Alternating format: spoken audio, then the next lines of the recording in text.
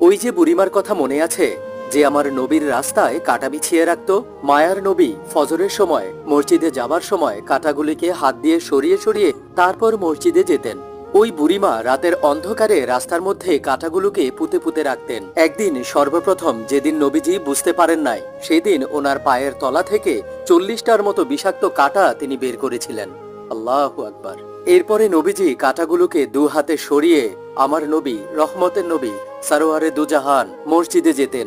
একদিন আমার নবী দেখলেন রাস্তায় কোনো কাঁটা নাই।